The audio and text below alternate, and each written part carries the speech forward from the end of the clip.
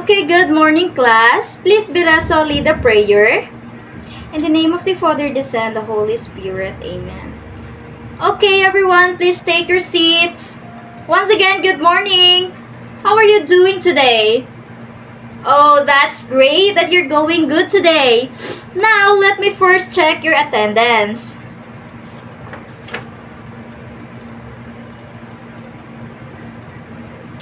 Wow! Very good, perfect attendance. Yes, before we will start the discussion for this morning, who can recall our last topic?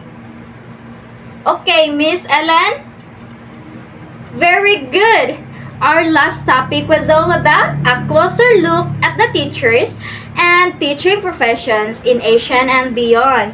Alright, now, before we will start our discussion or our topic, let's have an activity first. I want you to watch the video. Technology opens a window to a wealth of knowledge, but also to other, engaging ways of learning.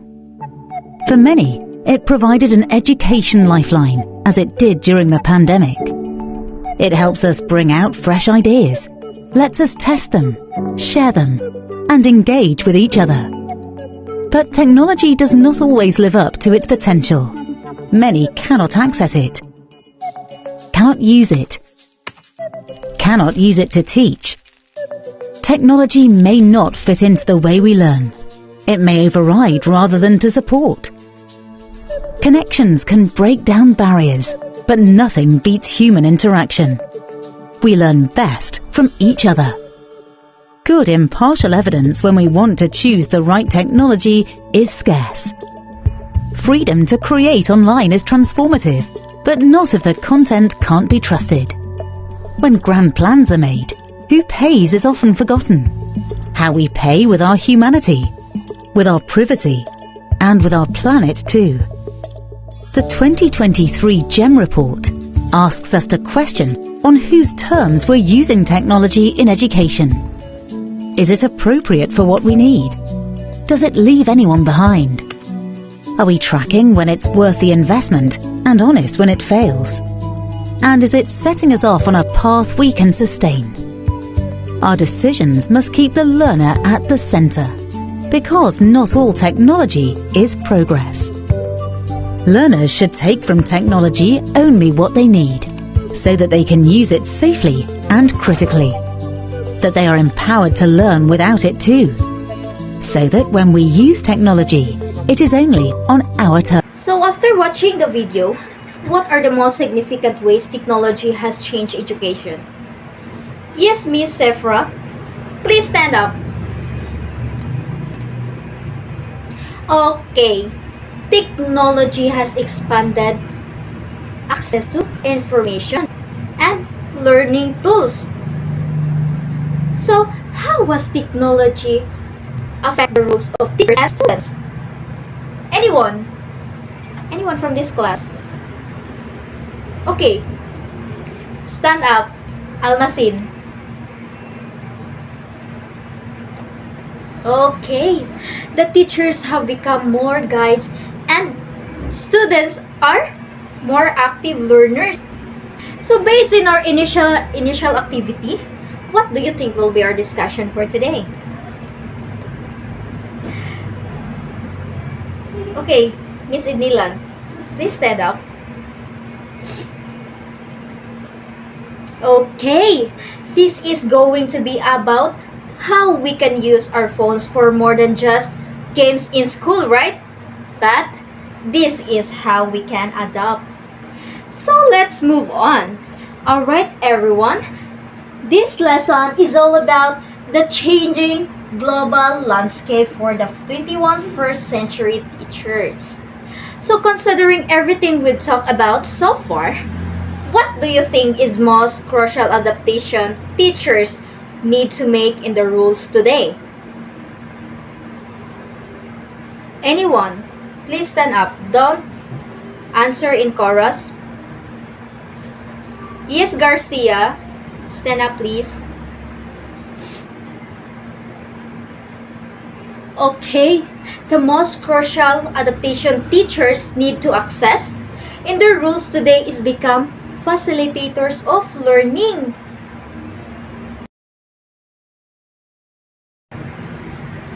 It is how teaching and learning are evolving due to changes in the learning environment,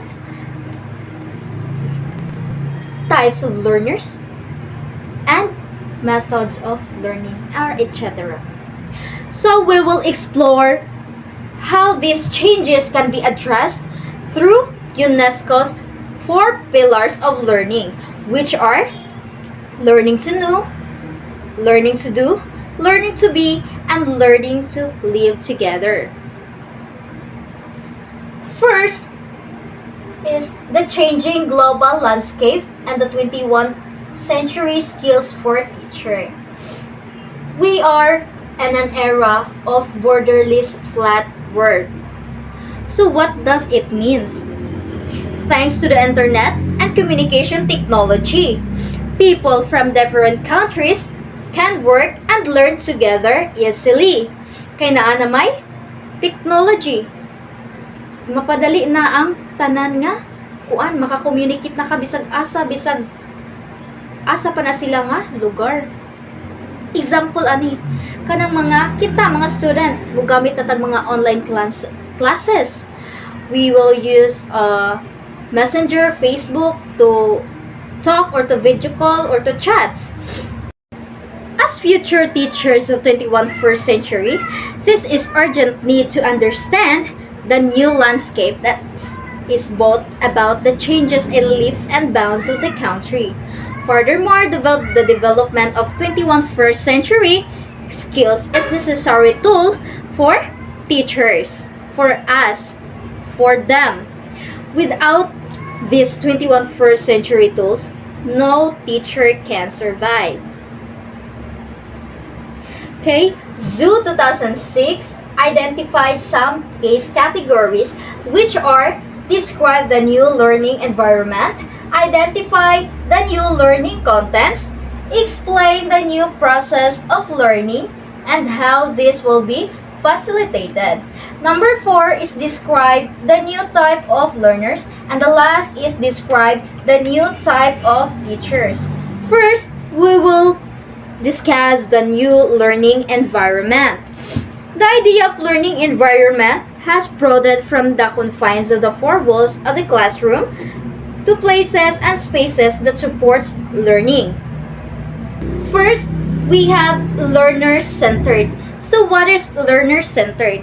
So learner-centered is focuses on students, not just teachers. Kay sa una, ang mga teachers sila jud ang naa sa atubangan mag-discuss, digan sila may istorya sa kuan unsa ang mga student is just taking notes, mga magkapi ra sila sa kuan ra sila sa lingkuranan. And then example ani is kaning karon ang teacher is mo provide og projects or kani atong gibuhat karon nga demonstration nga kita na ang mo discuss ani nga topic or any topic ano sa tubangan. Second is new spaces and borderless. So what does it mean? New spaces borderless. It is a learning how can happen online, at home, and in library or even while traveling. Example ani is kanang magtan-aw ta og lesson naa sa YouTube. Ug natay wala hibaw-an unsaon ni siya, unsaon na. So magtan-aw ta og YouTube or Google. Atong ipang search dira og unsay natong kailangan na mahibaw-an. Second is new space and borderless. So what does it means? Sa una, ang learning only happen inside the classroom. So wala na ikuan. Ang ilaha is kanang wala mo moadto ra sila eskwelahan para mo makakuha og mga knowledge. Di pareha karon nga learning it can happen online, at home, in library, and everywhere. or even while traveling. Students can learn from teachers or experts in other countries. Like, ug na kay mga punta na kay murag wa ka na kay wa na hibaw-an. Asa man mo kanon ug karon nga generation na. So mo ka sa Google, mga ChatGPT, unsa pa nimo ikuan dira, mga CC or whatever sa YouTube Yan na. So, next is enhance opportunity for creativity and innovations. So, what does this it means? So, kanang ang mga students are engaged to think creatively, solve problems, and came up with new ideas. Example na is katong gipabuhat ni ma'am nato nga film. So di ba makagamit og creativity unsa nila kaysa tong nag-edit, kaysa toy kanang video, naggama, unsa toy mga design adto, unsay mga formation adto sa video, unsay introduction, unsay last, nga na. So mo ni siya. Next is use of ICT. So familiar naman jud mo ning ICT no? Atuan naman ning subject na ni nato, ato ning kuan na tay topic nga ni. So kay karon nga generation is more on technology man jud siya. Sa una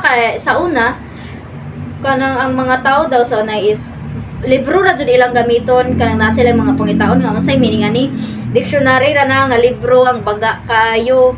And then ilang gadget sa una is keypad ra po, dili jud sila ingon nga uso sa una tong mga touchscreen ang guro og naay mga touchscreen is katutong mga arang-arangan nga na, pero sila ati daw is mga keypad ra po nilang cellphone. So ilang gamit is libro ra jud, so dugay sila mahuman og unsa to ilang pangitaon nga mga topic daw unsay meaning ani nga na mangita pa sila sa dictionary, mangita pa ka og asa to dapita nga kuan.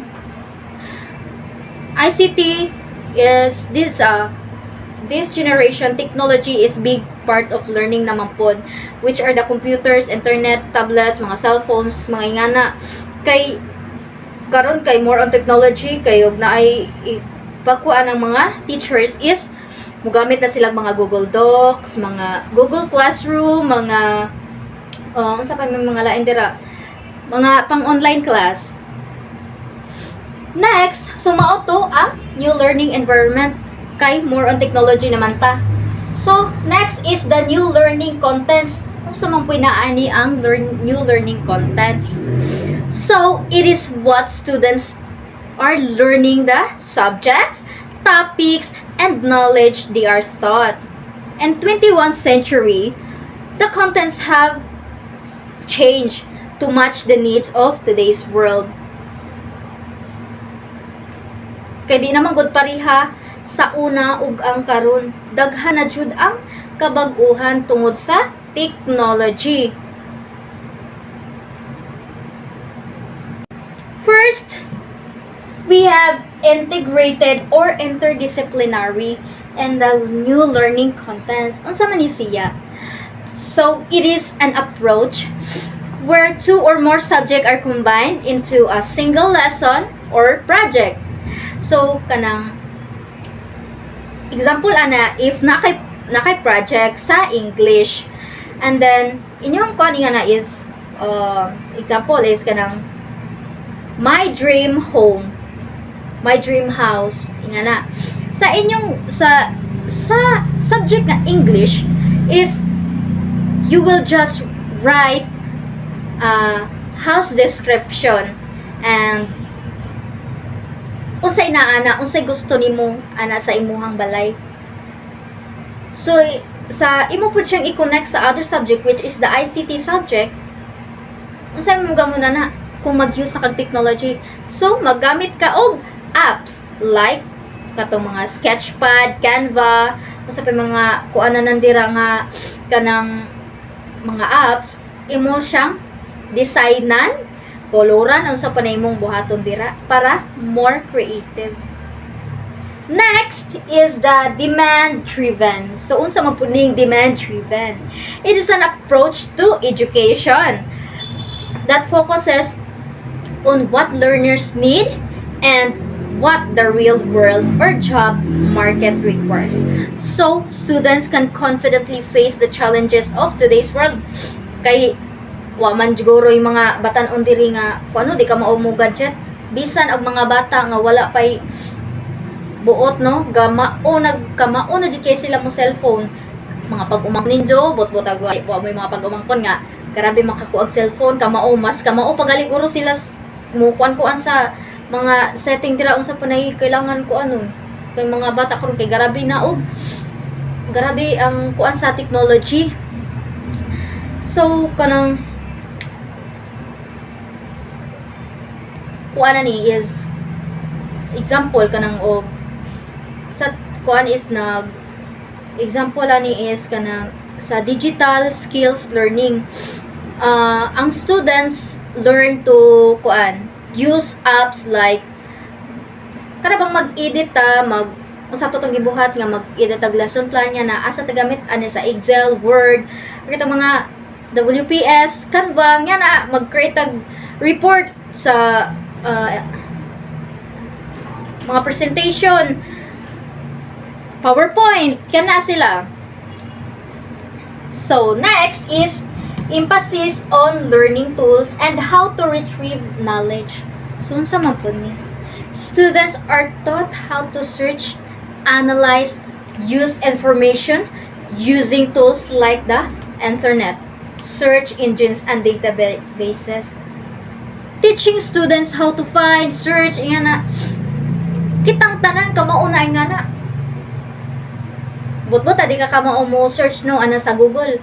Grabe na pod, college na ta.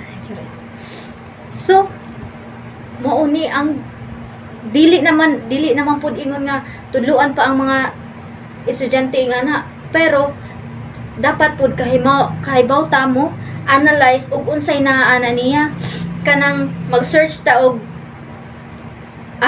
kahibaw jud ko nga ni kanang nasa mga chat GPT nga na mag-search ta nga na naman joy kuan na nga dili jud sila sakto, di ba? Naman jud part nga murag malahi sa imuhang gusto nga kuan sa topic nimo. So dapat jud i-analyze nato ug tarong ug unsa ang atong ipang search diha, di po ta pataka-taka og kung ano pareha sa una nga katong sa unsa to pandemic katong naka-check man ko ato kay kaan lagi pud miss among teacher nga pa-checkon. So katong ihang mga essay nga na. So ayang gibutang dito is ang link sa Google og unsa tong answer. So hibawan kayo nga nag-search ra siya tungod kay dili tanan nga technology is gamiton jud nimo kanunay kay di ka kabaw nga niya unsaon nimo pagkamao if kanang dili pug ka mo gamit sa imong mga critical thinking, creativity ug unsa pa to mga adaptability nga nimo. So example ani is kanang instead of telling students definition of climate change, so ang buhaton sa teachers is kanang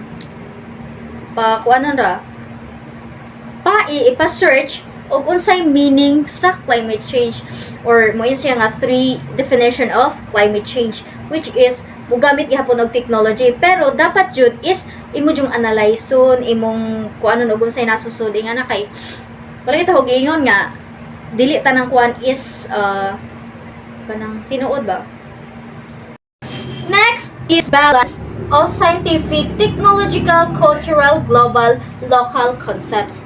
So this means students should learn everything they need, not just from the books, but from their own community, their culture, and world around them. So anong importante mo po ni siya? So para ang mga students ilaning ma-apply sa science o sa technology in a way nga mo respect sila sa culture o kanang community, mga kailangan sa mga community, and to create students who are globally aware and locally responsible, not just in your area but in the whole world lang jud. Kay sa technology na aman jud ning mga social media, dapat responsible pug ka mo gamit ana og napo kay respeto sa usag-usa. Dili ka dapat mo below the belt sa kanang karon is kanang sa social media is kanang na mga comment mga basher di ka dapat mo kuan ingana, dapat responsible ka as digital literacy. This is ensure education is useful, meaningful, and respectful for all parts of learners. Identify on surroundings. Next is the new processes of learning and how this will be facilitated. So first is the face-to-face. It involves learners and teachers being present in the same learning space with the teacher directly guiding the learning process. So kami face-to-face class is familiar naman jud tadan hino from the word face-to-face. So present jud or naa-joy physical interaction ang between the teacher and the students. So naa sila sa isa ka location like sa classroom. So present ang teacher ug ang student. So makita ra jud nimo personally. Next is the distance learning. Utilizes traditional materials like printed modules or modern technology such as online platforms to deliver education without the physical presence of the teacher. So kani pong distance learning class is lahi ni siya sa face to face. Kung sa face to face is na ay physical interaction sa teacher o sa student, ang distance learning from the word distance, it uses modules or technology. For example, katong COVID bitaw class nga itagaan na ta og module para kita ray mag-study mismo or katupong through online, through technology katong Google Classrooms nga na. Next is the blended modalities. This combines face-to-face and distance learning, allowing for both physical presence and absence in the teaching learning process. So from the word blended class is na-combine na ang face-to-face o distance learning. So naay time nga mag face-to-face ang klase and then apoy time nga online. Just like sa kato bitang kuan class katong dili pa ingon nga okay na jud so kada to nag-COVID di ba na time nga magmeet ta sa atong teacher sa school and then napoy time through virtual. So mao ni ang blended modalities. I-combine ang face-to-face o distance learning. Nasabtan class? Okay, very good. Next is the experiential and lifelong. It focuses on immersing learners in real-life situations to make learning more authentic and meaningful. So sa experiential and lifelong class is ani na ma-face sa mga students ang real-life situations. Just like bitaw sa kanang mga 4th year or sa grade 12 students nga mag OJT sila. So, for example, kung ang imuhang course or ang strand is related sa 4th year kintahay criminology. So, ibutang po ka sa real life situations nang mo connect ra pud sa imuhang course. So, again class, what are the 4 processes of learning? The face-to-face, distance learning, blended modalities, and experiential. So next is we have the new types of learners. Kaning new types of learners class, kung nakabantay mo, lahi ra jud sa una pang panahon kay sa una ang mga learners sa una kung unsa ra to itudlo sa ilahang maestra mara pud to ilahang sundon, so dili na sila kaadyo mangutana. Unlike karon na ang mga new learners, they are confident person who thinks independently and critically. So karon is ang students pa mismo maoy mo tudlo jud sa instructor. So confident na kaayo sila, they are more expressive sa ilahang mga nahibaw-an. Next is self-directed and who questions. So they are more, so karon pod ang mga new learners is updated or informed sila about sa mga global issues, sa mga global nga sa mga nahitabo globally. The next is a member of the new generation. So kaning member of the new generation, isa pod anhi is kanang mga pop culture bitaw, naaran hitong mga nakit-an bitaw nila through internet which is kanang magdepende, mag-react sila depende kung unsa kung video nga ilahang nakita. So nasabtan ang new types of learners class. Okay, very good. So after sa new types of learners, let's proceed to the life and career skills. So first is we have the flexibility and adaptability. Learners adapt to various roles, responsibilities, and schedules. So kaning flexibility and adaptability class is isa rin siya ka mga skills sa karon nga mga students nga kaya na nila nga ma-finish bitaw ang ilahang work bisag daghan ang ilahang work at a time because they are flexible and adaptability is kaya nila nga mo-adapt to new situations, dali ra sila maka-adjust. Next is initiative and self-direction. So kani pong initiative and self-direction class is they know how to act without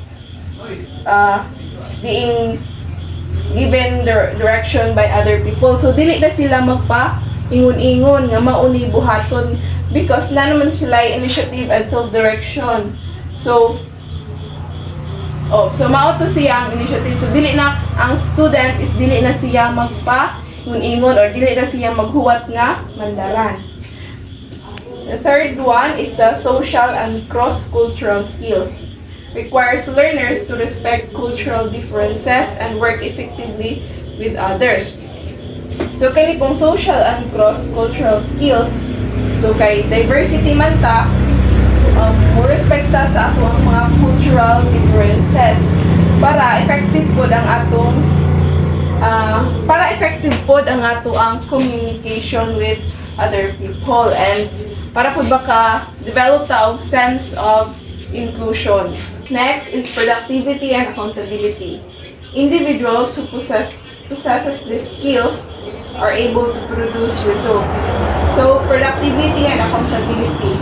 So sa productivity class is kaya nimo mahuman ang imong work within a certain time or within a certain deadline without kaya nimo mahuman ang imong work efficiently and effectively with a certain time or with a certain deadline.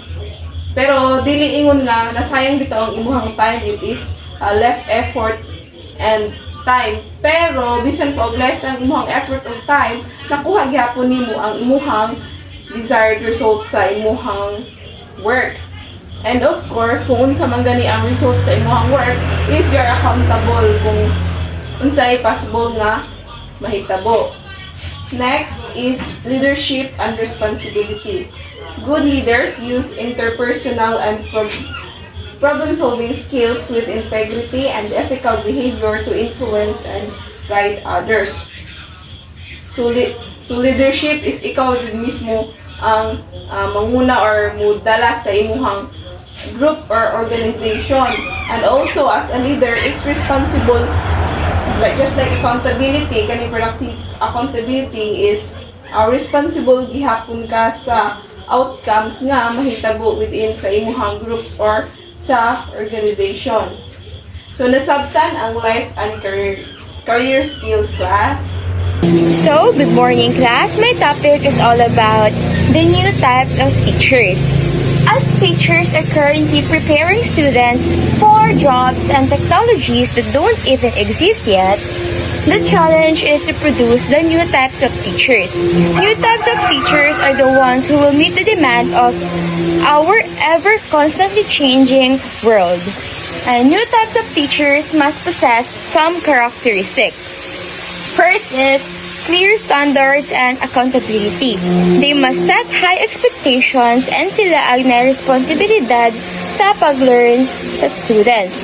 Second is skillful in the integration of ICT in pedagogy. That new types of teachers must be knowledgeable about technologies as it is effective in learning. Third is skillful in the use of assessment.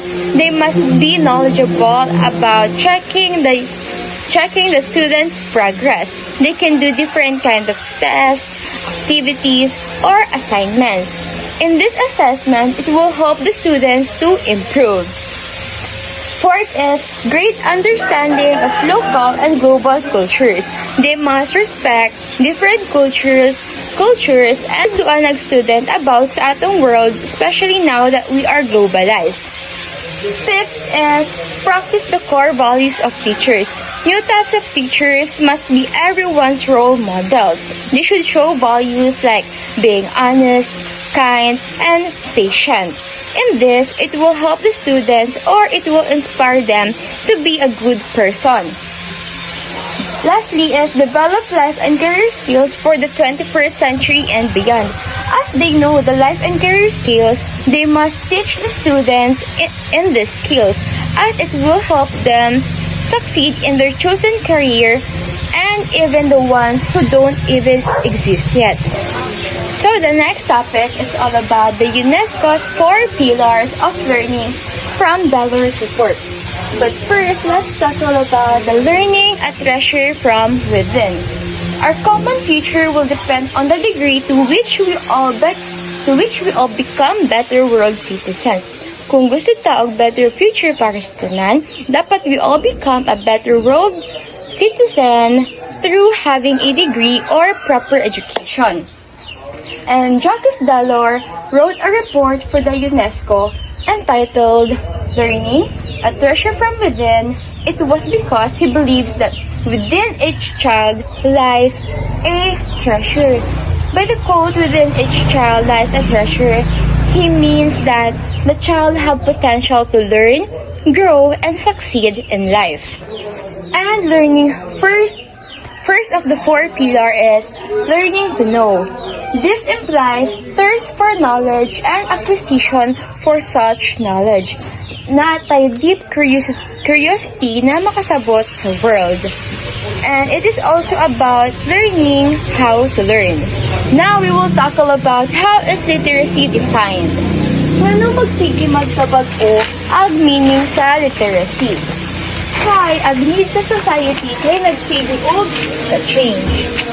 In 1958, UNESCO defined literate as one who can, with understanding, both read and write a short, simple statement on his or her daily life or everyday life.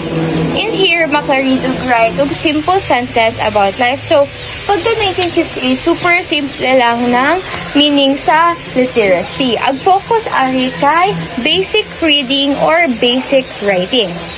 In 1970, literacy is defined as a functionally literate person is one who can engage in all the activities to use reading, writing, and calculation for the community's development. So in here, we can use reading, writing, and math skills in daily life activities. Ang focus ari kay gamiton to mga skill para sa atong everyday life.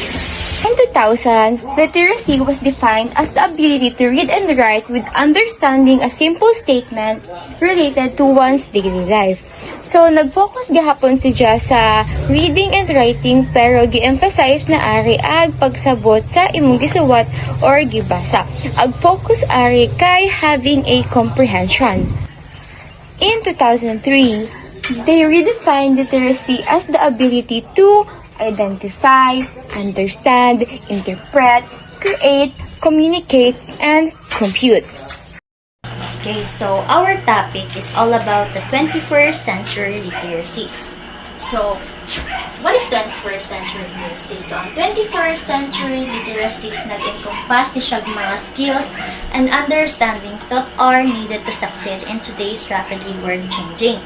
So, ang 21st century literacies nag-include ni siyang critical thinking, creativity, collaboration, communication, along with digital literacy and media literacy. So, first is ang arts and creativity literacy. So, arts and creativity literacy is the ability to understand and appreciate art, fostering creativity and developing skills that are relevant to the various fields. So, arts and creativity literacy nag-encompass ni siya mga range of artistic expressions such as dance, visual arts, drama, and also music. So, makapa-encourage ni siya sa mga students para mo-engage sila with these disciplines as creators and consumers. So, second is eco-literacy. So, eco-literacy is the ability to understand and apply the principles of ecological system and also to create sustainable human communities and practices. So, ang eco-literacy nag-involve ni siya understanding on how nature works. Also sa interconnected of the living things and mga processes para ma-maintain ang ecological system. So, next is ang cyber literacy or digital literacy. So, cyber literacy or digital literacy are often used interchangeably. Pero, ang digital literacy broad term na siya, which means ability ni siya to use, access, to analyze, to evaluate, and communicate through through various digital platforms. And cyber literacy, kung ano ni siya kanang specific ra siya nga nag-focus sa imong understanding sa internet and also sa imong understanding para mag-find kag mga reliable nga mga online resources. So next is financial literacy. So financial literacy, cognitive understanding ini mo siya sa mga financial components. For example, paraan ng budgeting, investing, taxation, and also personal financial management. So next is ang media literacy. So media literacy, it is an ability to access and analyze media messages as well as create, reflect, and take action using the power of information and communication. So example ani media literacy, for example, na ay mag-send nimo og link through message, and then as a media literate, you have to be mindful or you have to be careful nga dili ka basta-basta nga mo click sa link para dili ka something like naman dyo yung mga kuha na ron nasikat na ron nga mag-send og link, and then once may mo i-click murag naa na sila yung nakuha nga information nimo ato nila. So as a media literate, you have to be mindful. Next is social or emotional literacy. So social or emotional literacy it is the ability to understand or manage our emotions. Also establish healthy relationship and responsible of making decision. So, social or emotional literacy, nag-encompass po na siya mga skills like self-awareness, self-management, relationship skills, social awareness, and also responsible decision making. So, next is ang globalization and multicultural literacy. So, globalization and multicultural literacy are interconnected concepts in education. So, ang globalization means na ay interconnected ang mga teacher po. So, that's why I am learning because that's what I want to be. Okay, so the last one is learning to live together. So, nag-refer ni siya sa relationship among others and also sa interpersonal skills. So, nag-include ni siya unity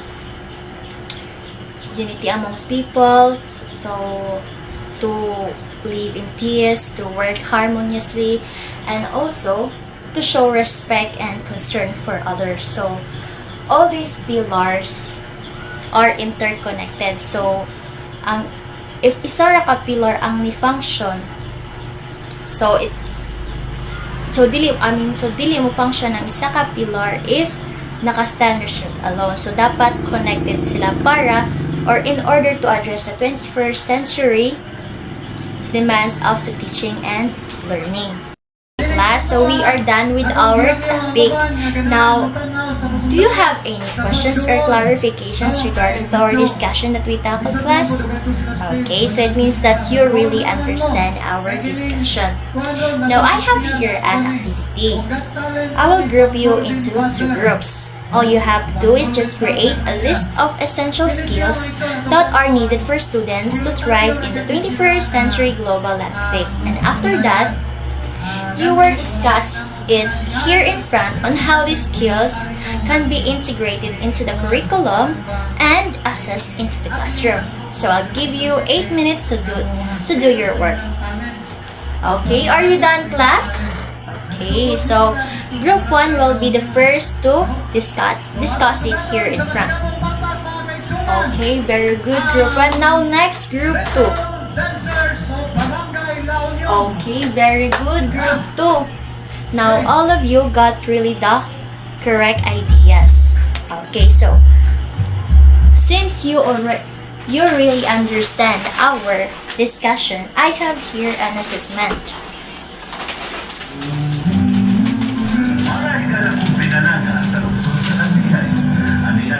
Read the direction carefully and silently, and also answer the following questions silently. So I'm going to give you 8 minutes to do your work. Okay, so are you done, class? Okay, so kindly pass it here in front because I will be the one to check your work.